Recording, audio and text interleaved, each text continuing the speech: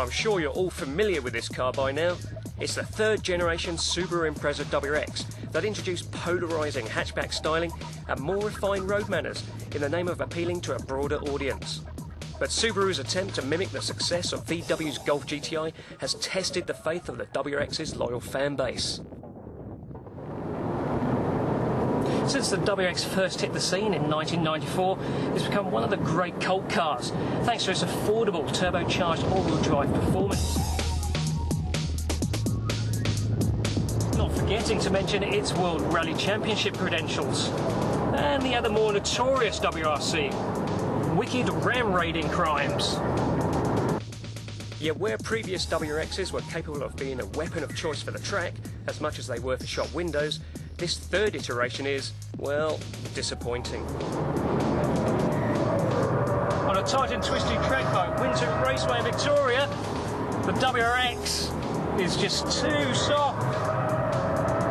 You feel it really rolling in the corners, left, right, and the howling from the tyres, from a lack of grip. Screech, screech. Drive you mad.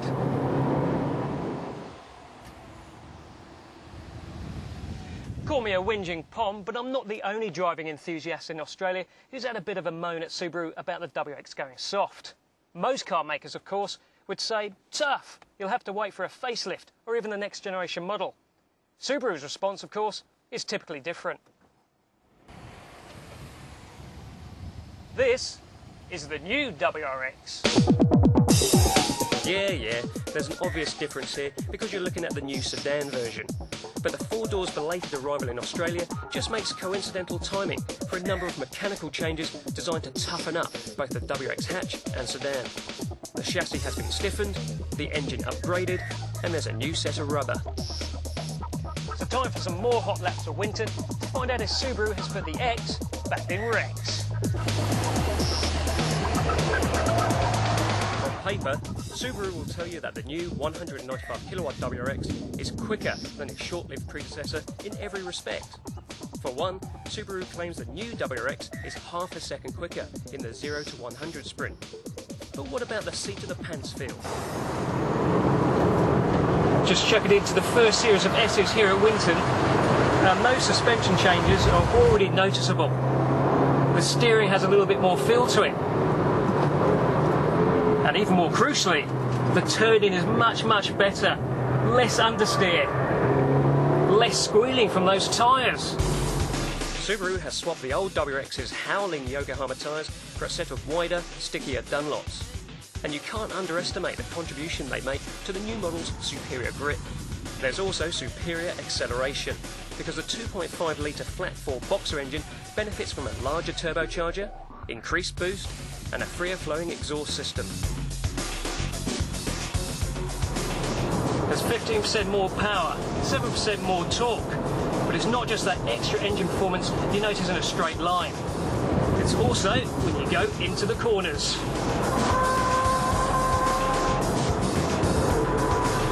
Much better power out of the corners. You can even hold a higher gear than in the old WRX. With a better top end, the WRX's turbo four-cylinder now does a closer impersonation of the more powerful STI engine. The classic throbbing boxer engine note is also more pronounced. This is a much improved Rex. If I'm going to retain one criticism though, still the steering just feels lighter than I would like. You might expect the more powerful engine and sharper chassis to come at a price. Yet whether you opt for the sedan or hatch, the WRX retains its $39,990 entry fee. And here's another interesting WRX fact. While the $60,000 STI Impreza will set you back $271 for each of its 221 kilowatts, the regular WRX, well, it's a relative snip at just $205 per kilowatt.